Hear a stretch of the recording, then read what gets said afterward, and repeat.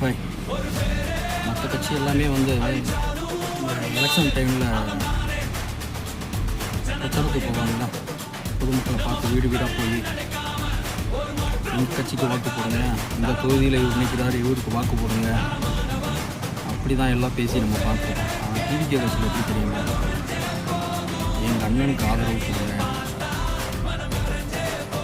உங்கள் பிள்ளைக்கு ஆதரவு கொடுங்க, உங்கள் தம்பிக்கு ஆதரவு கொடுங்க.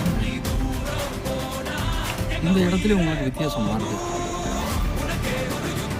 மற்ற கட்சியில் இந்த கட்சி நிற்கிது, இந்த கட்சி சார்பாக இவர் நிற்கிறாரு, வாய்ப்பு கொடுங்க, ஆதரவு கொடுங்கன்னு பேசுகிறாங்க. டிவிகேல அண்ணன் நிற்கிறாரு, அண்ணனுக்கு, உங்கள் பிள்ளைக்கு, உங்கள் தம்பிக்கு, உங்கள் சின்னவங்களாக இருந்தாங்கன்னா உங்கள் அம்மாவுக்கு ஆதரவு கொடுங்க. அப்போ என் குடும்பத்தில் ஒரு ஆள் நிற்கிறான், ஃபார் எக்ஸாம்பிள் என் அண்ணன் நிற்கிறான், ஆதரவு கொடுங்க.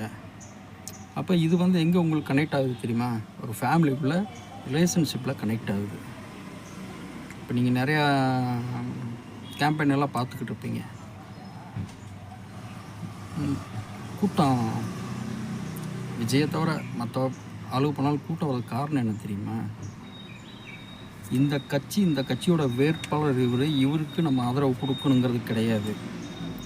இது நம்ம அண்ணனோட கட்சி, நம்ம அண்ணன் கட்சியில் இவர் வேட்பாளர்.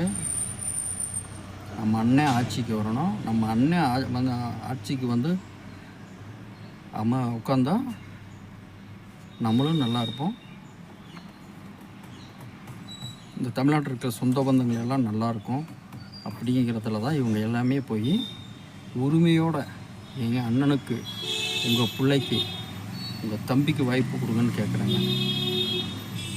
டிவிக்கே பொறுத்தவரை இதுதான் ஒரு மெயின் ப்ளஸ் பாயிண்ட்டே.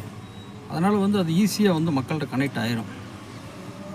யார் என்ன டிவி சேனலில் உட்காந்து பேசுகிறாங்க பாருங்க, சோசியல் மீடியாவில் ஏதோ காசுக்கு பேசிட்டு போனேன். ஆனால் கிரவுண்ட் லெவலில் வந்து நானே கொஞ்சம் சில பெரியவங்ககிட்ட பேசினேன், ஃபுல்லாக வரட்டும், இதுதான் ஒரு வித்தியாசம். அதனால தான் நான் கான்ஃபிடெண்ட்டாக சொல்கிறது, 26 சிஎம் எங்கள் தளபதி, எங்கள் அண்ணன், இந்த தமிழ்நாட்டு மக்களின் மகன், வெற்றி நிச்சயம்.